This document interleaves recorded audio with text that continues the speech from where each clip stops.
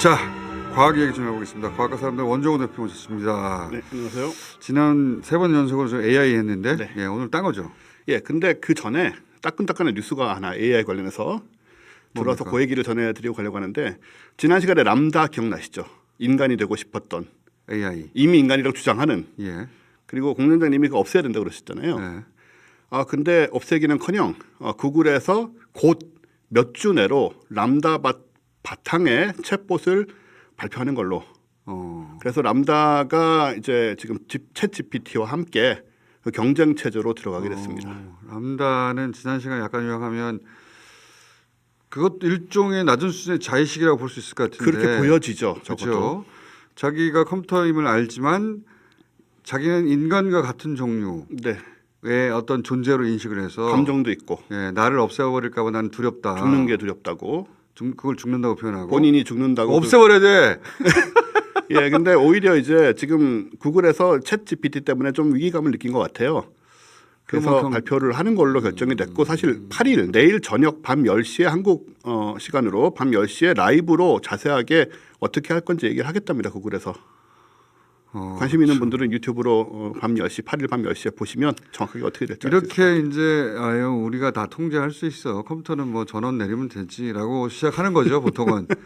그렇게 해서 이제 점점점 커져서 우리가 보았던 SF 영화를 보면은 이제 자의식을 가진 AI가 어느 순간 여기저기 다 침투해서 저는 그게 불가능한 일이 아니라고 생각하거든요. 네. 그 자의식이 없어도 자의식이 가진 것처럼 행동해 버리면 인간 입장에서 똑같으니까. 완벽한 암기는 이해와 똑같다잖아요. 그렇죠. 완벽한 AI는 자의식과 똑같은 거예요. 그렇게 똑같이 그냥 활동을 할 테니까 자의식 있는 것처럼. 자의식이라고 하는 게 뭐 별겁니까? 인간도 화학작용이 머릿속에서 그렇죠. 그런 얘기를 많이 하죠 요즘. 예. 네. 흐름이 이렇습니다. 자, 그래서 그렇다고 하고 오늘 주제 뭡니까? 오늘 주제는 이제 회추는 과학인데요. 회춘 과학. 훌륭한 과학이죠. 네, 점잖은 표현으로는 항노화 의학이라고 하고요. 지난번에 보니까는 공장장님도 뭐 이제 이름도 잘 기억 못하시고 회춘 과학이 좀 필요한 상황이 아닌가 생각이 드는데. 그렇긴 합니다. 네. 아니 네. 어제 무슨 일이 있었냐면 제가 계단을 내려오는데 네. 이 계단을 내려가서 내가 할 일이 있었어요. 한 층짜리 계단을 내려오는 중간에 까먹었어요. 한 층이요? 예. 내가 이 계단을 왜 내려가고 있었지? 까먹어서 다시 그러면 내가 출발 지점으로 돌아가면 생각이 날까? 출발 지점으로 돌아가는 생각이 안 나더라고요. 인공지능보다는 못한 상태로 가는 것 같은데. 그래서 요즘 뭐 얼마 전에 뉴스가 무슨 40대 미국의 부자가 10대 시절 몸으로 돌아가려고 1년에 25억을 쓴다. 뭐 이런 얘기도 나왔었어요.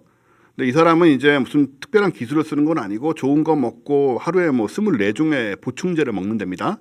24종. 예. 그래서 검사를 했더니 40대 이 중반인데. 사람이에요 지금 사진이 나가는? 예, 저 사람입니다. 40대 중반인데 뭐 보기에는 그 10대 같이 보이거나 이러진 않은데 본인은 이제 그걸 원하고 있고요. 네, 젊어 보이긴 하죠 좀. 심장 나이 37, 피부 나이 28, 체력 나이는 18세래요.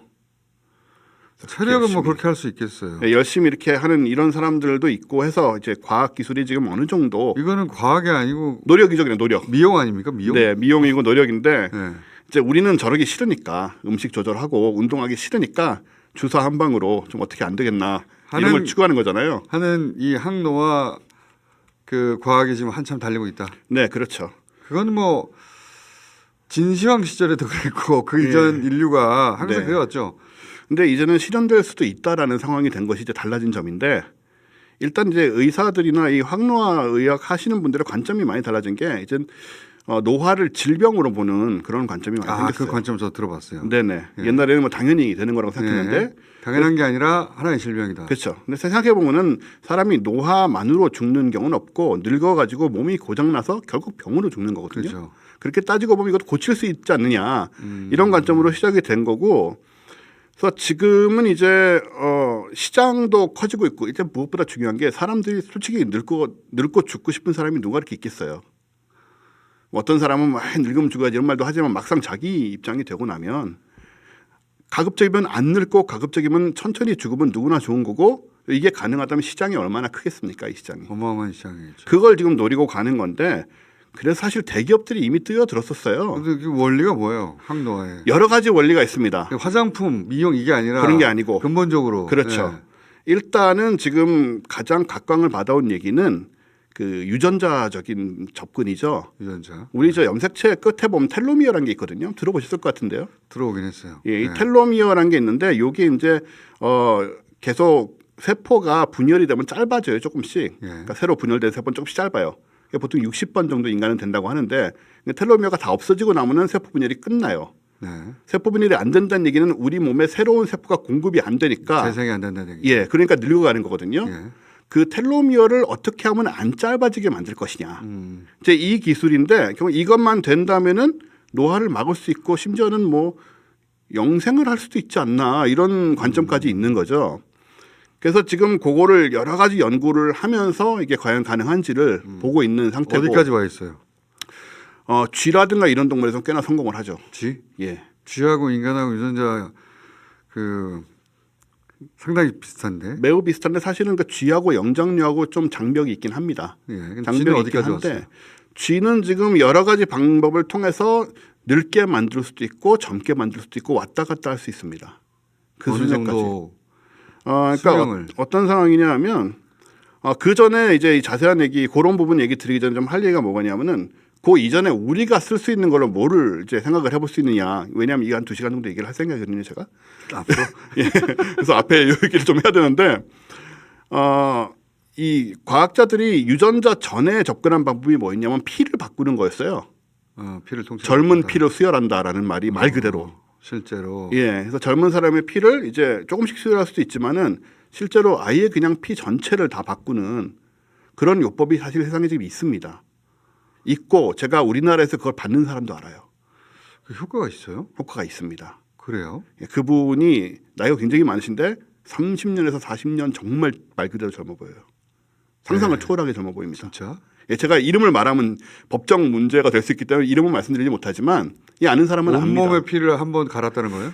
예, 그분이 정기적으로 해외에 나가서 정기적으로? 정기적으로 한 한 2년이나 3년 정도 정기적으로 해외에 나가서 그 시술을 바꾸는 걸로 알려져 있어요.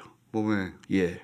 피를 다 가른다. 그래서 이제 동창이나 이런 분들하고 사진 찍은 거 보면은 완전히 자식 원래 동안 아니에요 혹시? 어느 정도는 그럴 수도 있을 텐데 어쨌든 알려진 사실입니다 이게. 원래 동안인데 그것까지 해서 그것 때문에 동안인 줄 착각하는 거 아니에요? 동안이라고 해도 이제 나이가 뭐 90씩 되면 한계가 있잖아요. 근데 지금 말씀하시는 분이 그 정도 60으로밖에 안 보이죠. 진짜로. 예. 근데 우리 이제 그런 분들도 있어요. 그런 거 안 해도. 예. 어쨌든 뭐 그걸 한다고 알려져 있고요. 예. 근데 이런 시술이 이제 기술적으로 가능하고 그리고 의학적으로 근데 피를 간다고 해서 왜 그게 그렇게 되는 거죠? 이게 그 사실을 보면은 혈액이 뭐 그냥 액체처럼 보이지만 우리 몸에 존재하는 세포의 90%가 혈액입니다. 혈액이 우리 몸에 굉장히 많은 부분을 차지하고 요게 이제 돌아다니면서 신체 물질을 전달하고 불필요한 거 제거를 하고 근데 혈액에 나중에 나이가 들면 염증이 또 생기거든요. 그게 합법이에요? 불법과 합법의 경계 어디에 있는 것 같고요. 나라마다 다른 것 같은데 일단 이게 알려지면은 서로가 좀 보기가 안 좋잖아요. 뭔가 좀 뱀파이어 느낌도 있고. 젊은 사람들 피를 사가지고 이제 돈 없는 사람들이 피를 팔면 그거를 뭐 나이 든 돈 많은 사람이 가져간다 이런 느낌이 있기 때문에 알아도 쉬쉬하는 경향이 있죠. 근데 시술을 받는 사람들이 전 세계적으로 있는 상태고요. 우리나라에는 없고 해외 나가서 한다. 해외 나가서 한다고 하더라고요. 근데 우리나라에서도 뭐 지금 있는지 모르겠습니다. 있어도 이제 말을 안 하겠죠. 근데 이게 어느 정도까지 우리가 이런 걸 실험을 했었냐면은 이미 1864년에 그 프랑스의 폴 버트라는 생리의학자가 쥐 2마리의 옆구리를 도려내서 봉합을 해서 혈관계를 하나로 만들었어요.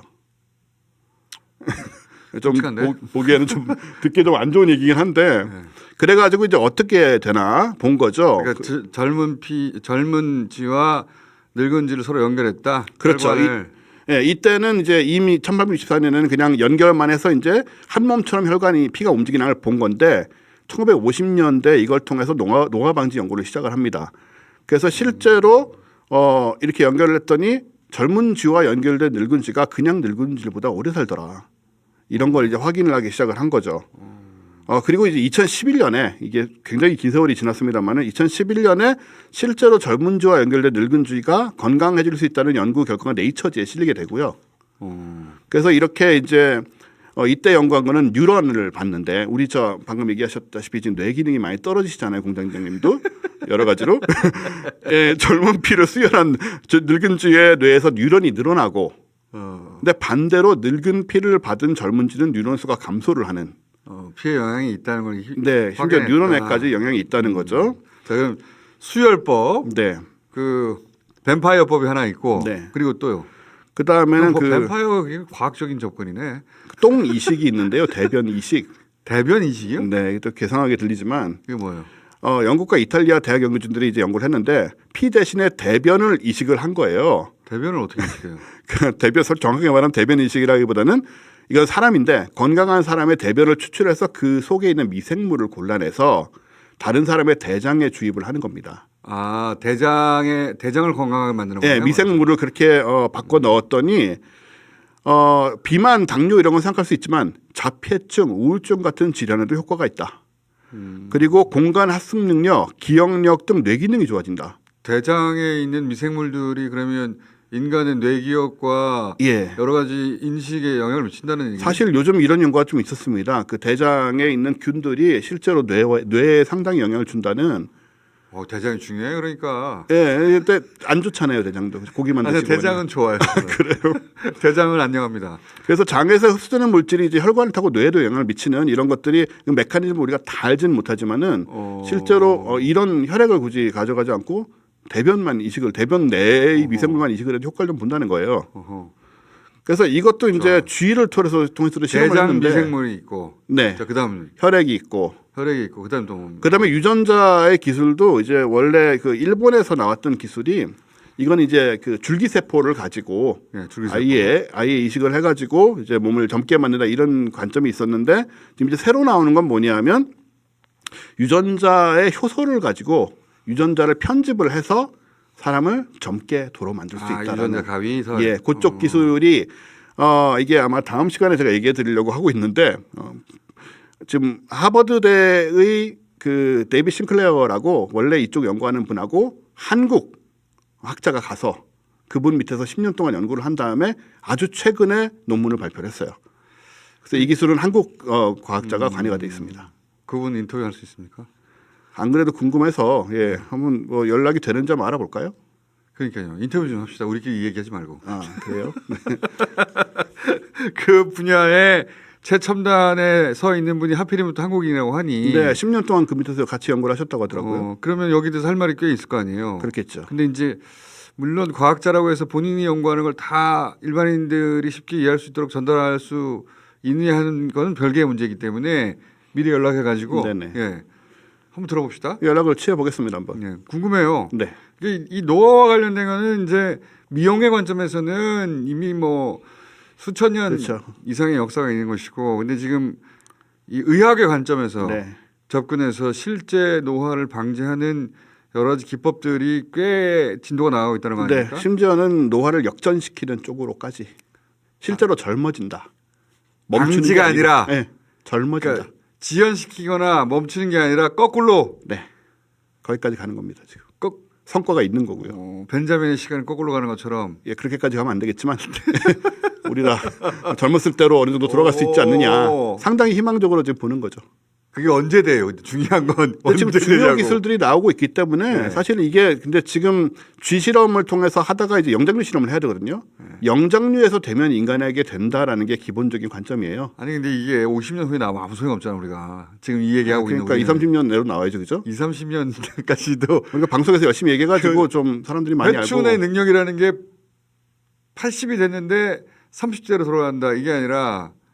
80이 됐으면 거기서는 더 이상 안 나간다. 그러면 80으로 계속 살면 뭐합니까? 그러니까 돌아갈 수 있다니까요 지금. 돌아갈 수 있대요. 그래요? 네. 그러니까 지금 건강관리 좀 더 하시고 기억력 그렇게 막 소실되고 이러지 마시고. 돌아가는 쪽을 좀 자세히 알아봅시다. 네, 다음 시간에. 이 50대 지나는 분들은 돌아가는 게 관심이 있지. 아니 돌아가야죠 이제.